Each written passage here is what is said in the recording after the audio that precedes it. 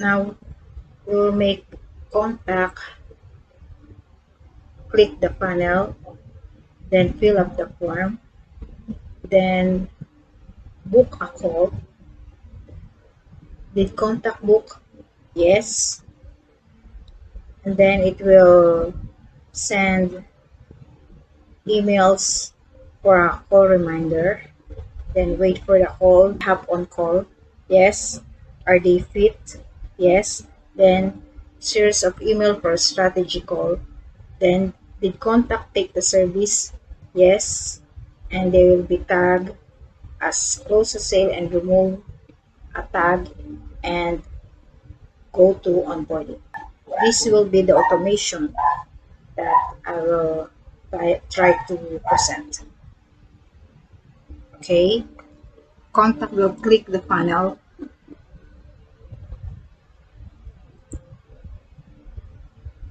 fill up the form,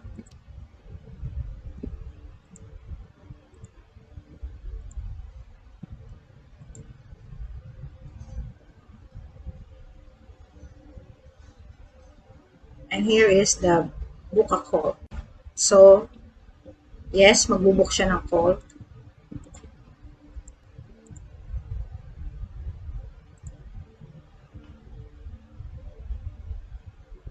Thank you page.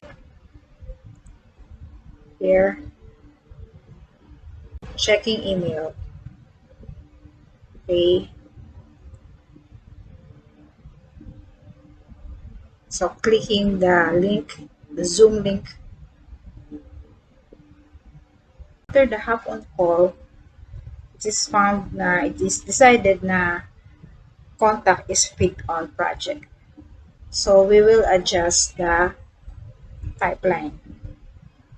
So now, contact is here in hop on call, and I will manually put him on the fit on project pipeline stage. Is contact fit for the project? Yes. And then it will start sending email for strategy call. Yan.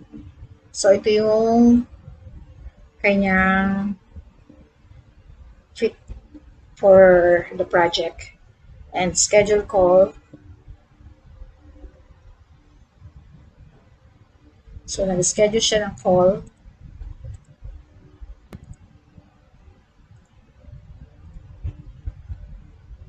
Send na siya ng email na nagko-confirm sa call nila.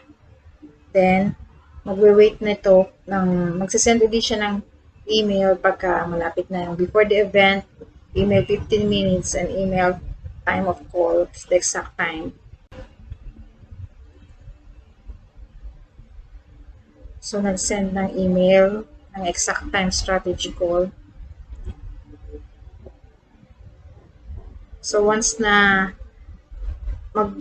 after the call, may manual movement ulit sa pipeline stage kung contact take the service or not. Okay? If contact take the service, I will manually move as close as sales. So now, accomplish ko itong automation dito na lahat ay yes up to the onboarding. Next, same journey of another contact. Contact is qualified as fit on service, but contact did not take the service. Here is the result.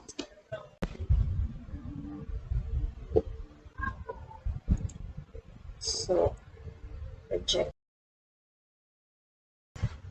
When contact fill up the form, nag-book siya ng call, yes, sinend siya ng mga email call reminder, pero hindi siya nag-click ng Zoom link, and so no, then merong email follow-up para mapunta ulit siya sa calendar pero hindi siya nag-click no, so, end. Dito yung Zoom link pero contact decided na hindi i-click yun. Email follow-ups to get the contact back to the calendar.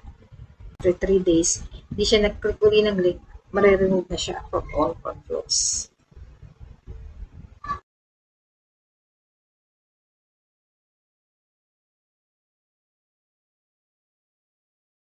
Next presentation is contact will fill up the form. Yes for book a call. Send email call reminders. Hindi siya nag-hop sa call. So, sinend siya ng mga email follow-ups. Then, nag-click siya para mag-book a call na siya. Okay, let's start.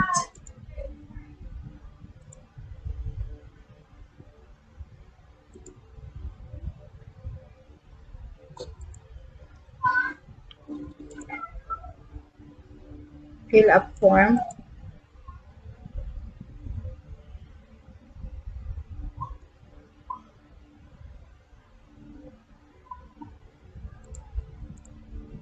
Book a call.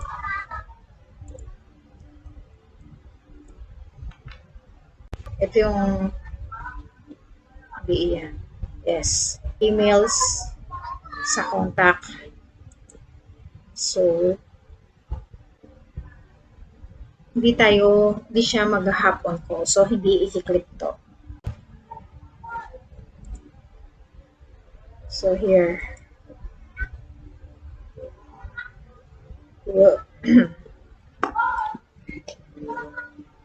So, contact decided na mag-i-schedule na siya ng call. So, dito siya, di siya nag-hop on call, no? Dinalaran siya ng follow-up emails. Tapos, nag-yes siya for a schedule call. So, nandito siya ulit. So, which is, na-prove ko na gumagana itong part ng automation ko. Contact, pumunta siya sa panel, nag-fill up siya ng form, pero hindi siya nag-book. So, no. Then, mapapadalhan siya ng mga abandoned follow-up email. Then, mag-click siya ng link. Pag yes, nag-click siya ng link, pupunta ulit siya for scheduling or booking a call. Then, nag-book na siya, pupunta na siya dito. First, contact will not fill up the calendar or the book a call. So, closed. So, ito na yung email kay Hansen. Then, kinlik ni contact yung schedule call. This time, nag-book na siya.